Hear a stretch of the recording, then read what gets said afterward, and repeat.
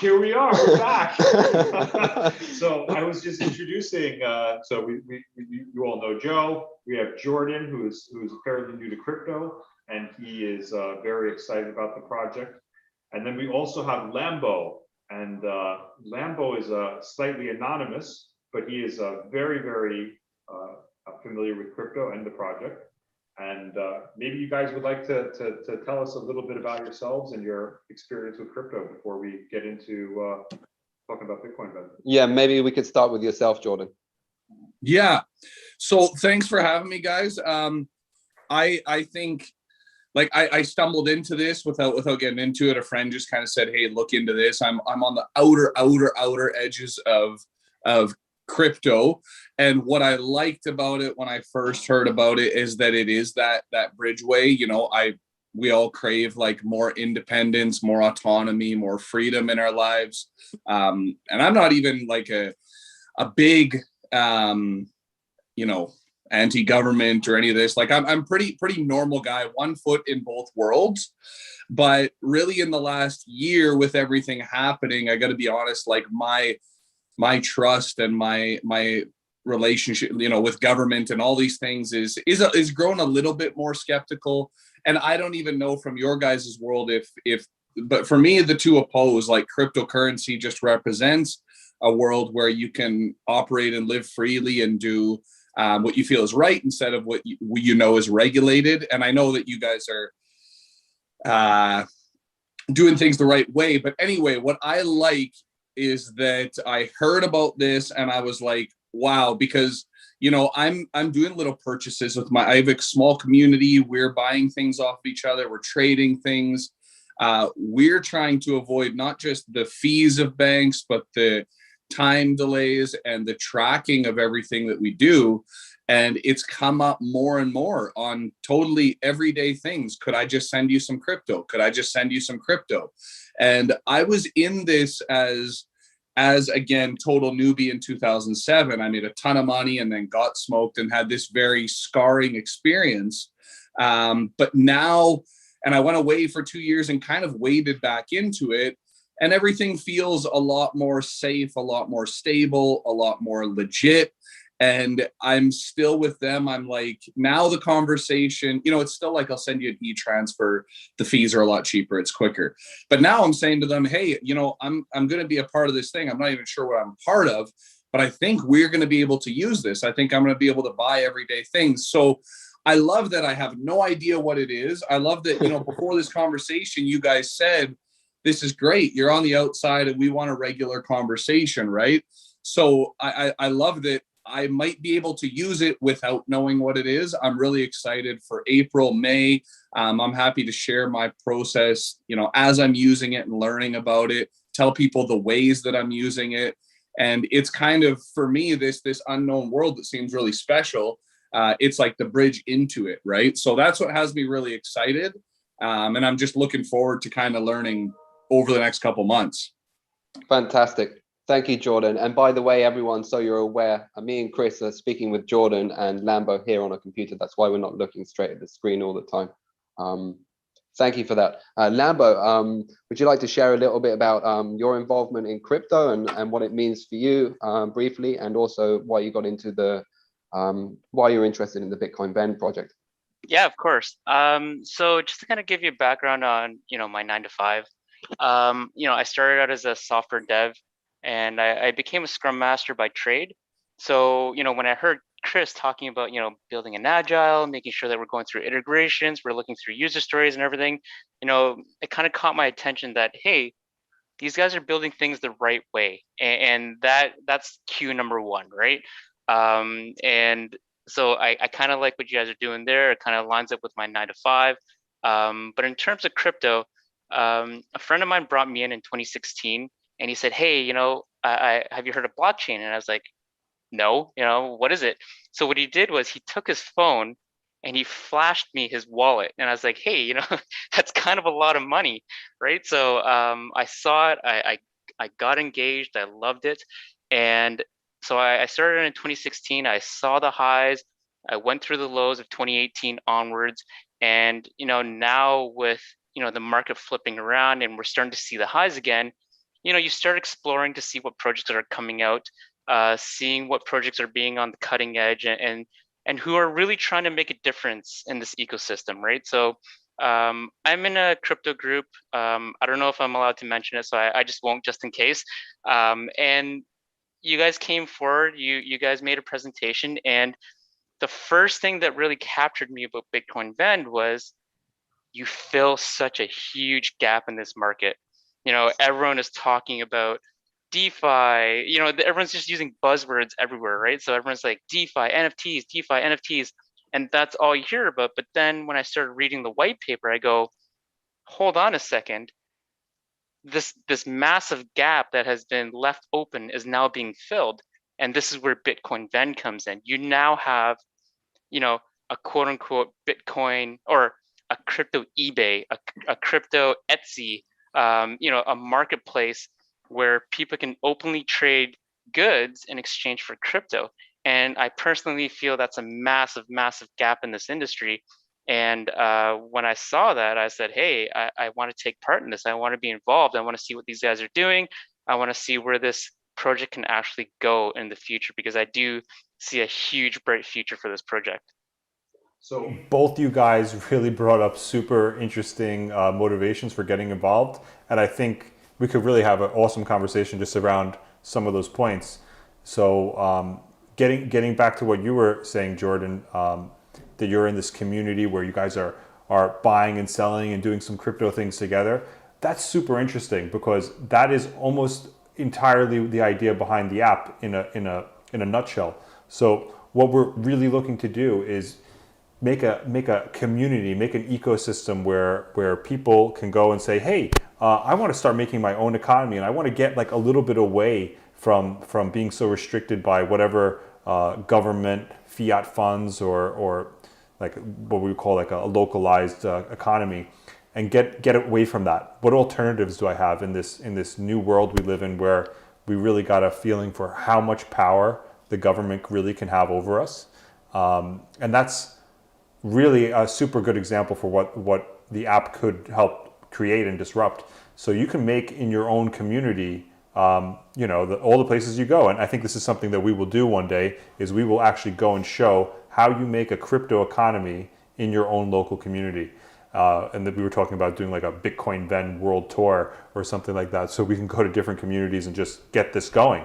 So the idea in a nutshell really is, you go out, all you need to really do is say to gas station, like, hey, did you guys ever hear about cryptocurrency? And now we're in a point where it's gone fairly mainstream and everyone has. And you go to the gas station and you say, hey, would you mind downloading this app and starting to accept crypto? And now you can start filling your car using crypto.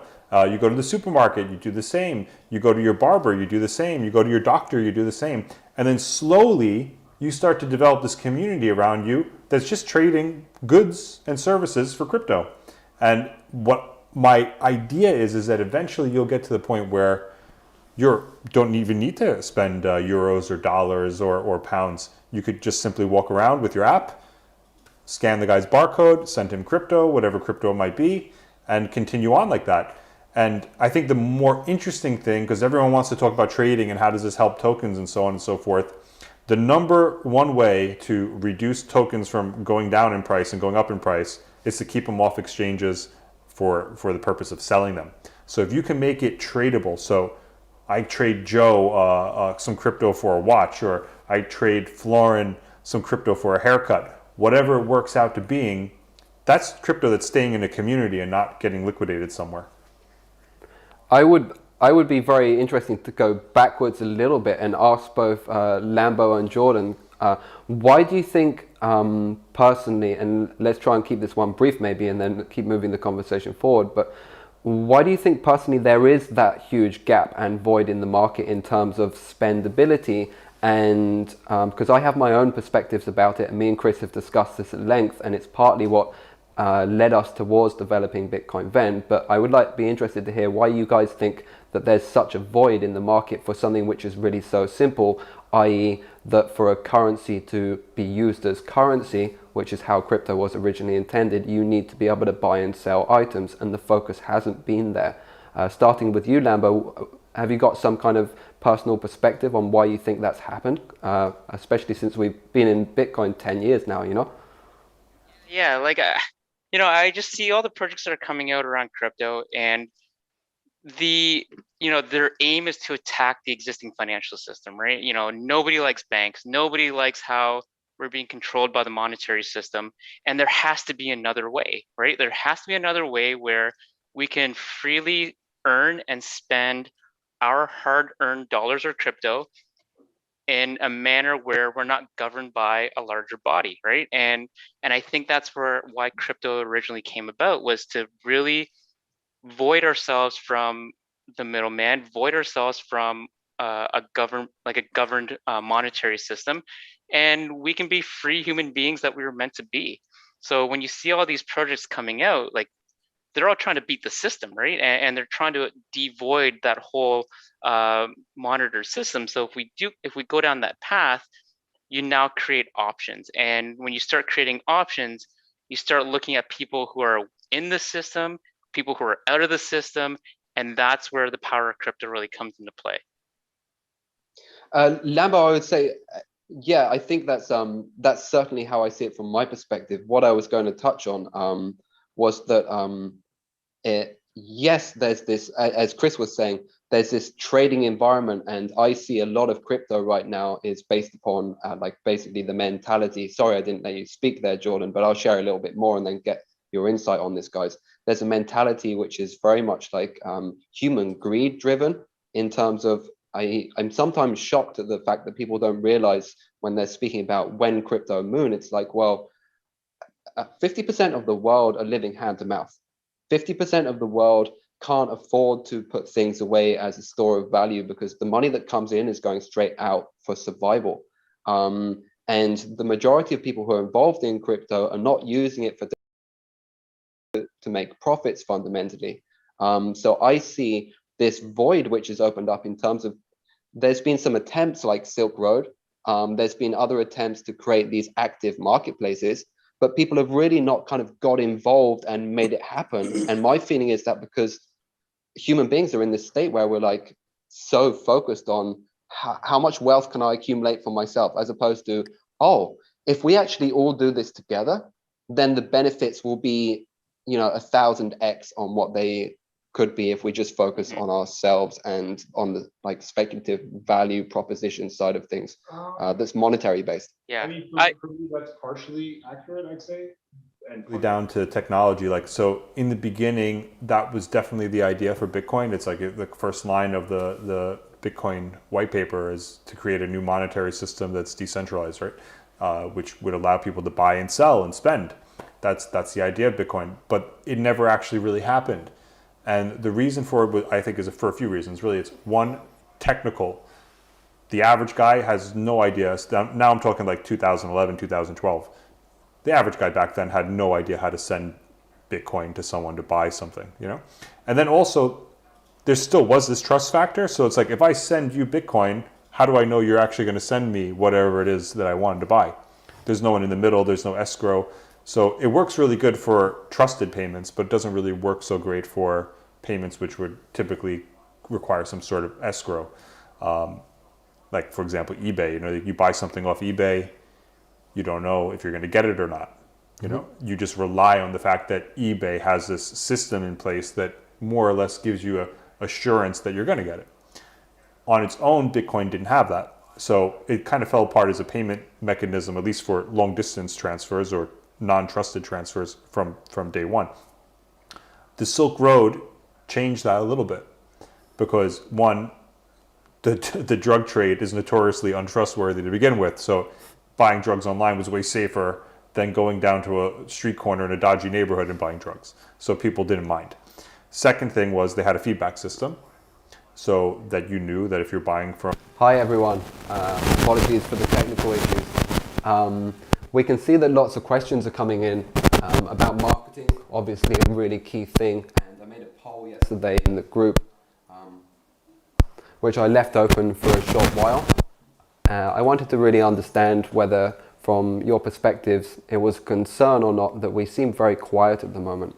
So to give you a little bit of insight, it is quiet. And with all honesty, our team is very small right now, and we're expanding with certain human resources, which has enabled us going to do more. We're not doing nothing. We have advertising and marketing campaigns being set up, ready to go in specific areas, which are incredibly targeted and focused on the phase of what we're doing now in the business, in terms of attracting more interest towards newsletter, attracting interest towards beta testing, and attracting interest obviously towards the token, which will hopefully drive the price and become a better traded market, so to speak. Some of the reasoning why we're a little bit quiet at the moment is because what we're doing from a marketing perspective has many different angles from it. There's 4 or 5 different approaches. I mentioned 3 the other day that all need careful consideration in terms of how they come together. One thing which I can say, and I don't want to this to be felt as like a hype, as a kind of hypey thing, but we have very good connections in the media space, which will begin to become apparent soon.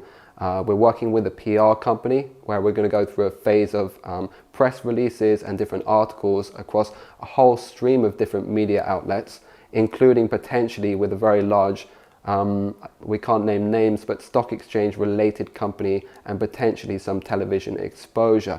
This is in the coming months as we lead up to centralized exchanges. At the moment, because of the grand scale of the project and also the size of our team, it's very important that we solidify certain foundational aspects of what we do and make sure the timing of these, like, let's call them waves of traction, is really handled, so we don't come under issues that could relate to, for example, overwhelming the application in its release phases. It's fundamentally incredibly important that we have an incremental growth of numbers within the application, which is scaled and controlled. If we were to suddenly bring tens of thousands of people onto the application at the very first part of the release, we could potentially have issues. It's better to phase this out and scale it out over time. So we got slightly delayed by some of the technical issues that we had surrounding vesting contracts, etc., at the beginning, which you guys were aware of, and being a little bit overwhelmed by customer service. And that put us back about 2 weeks. So what you'll see over the next several weeks is that activity that we've been doing in the background starting to come to light and starting to show itself in the public domain. So thank you very much for your patience, guys. What we'll be doing next week in the live session, if we manage to sort the technicals out, is we'll be bringing Peter in as the special guest. Peter is working with his team at the moment, and he will present a customer-facing version of the marketing strategy, which will go through the next 18 months to 2 years. And then other aspects, for example, we'll be making an announcement again next week in the live about how you guys can get deeply involved in the project. We were having a discussion there with Lambo and Jordan, and Chris mentioned some key points about building communities of people where this project can get exposure out there. As we mentioned before, this is one of the angles that we're taking, and on Thursday next week, we'll tell you guys exactly how you can get involved in that, the benefits for you guys as the community, and the benefits for the business in the short and long term. I think you guys will be really excited because it's a way for you to share in the model of BitcoinVend and really motivates people towards spreading awareness within their communities. And then as this type of activity phases through, we'll be coming in with more power from certain directions in a very strategic way, looking at different demographics, geographical region, and different niches, partnering, sponsorships, advertising campaigns in key places. And that will all start kicking in towards the end of next week, and you'll see it happen. Other parts of it you won't see happen, i.e. unless you're part of that specific community where we're taking that activity, it may not become apparent to you until you start seeing numbers in the groups or action in the marketplace, etc. A lot of what traditional crypto companies do is really focus on building a massive Telegram channel, etc.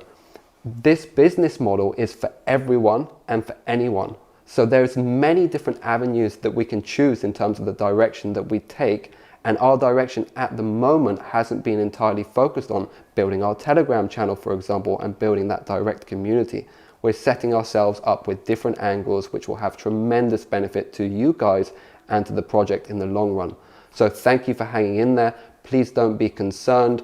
Please express your concerns and I can address them directly within the group, or if you'd like to message me directly. And as of Thursday next week, we'll make a nice announcement about with much more detail around what's happening, and you'll start seeing us appear in the press and the media, a lot more social media activity. And at the moment, as you see, there's some website upgrades which have been happening. Lots of questions coming from you guys causing us to say, hey, maybe we haven't explained this bit as well as we could have. Let's go back to that and tackle those questions so you guys can get the answers that you're looking for and that we can deliver the value to you guys, our community, first and foremost.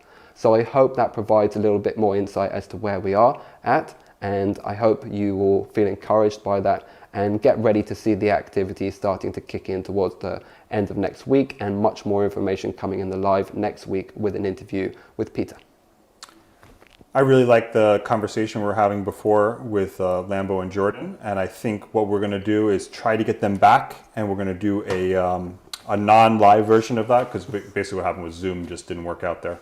So we'll do a non-live version, and then what we'll do is we will post that online as a separate video so you guys can continue to hear what we were about to say and the conversation that was developing there. It was a really nice chat, actually, and I'm looking forward to continuing that.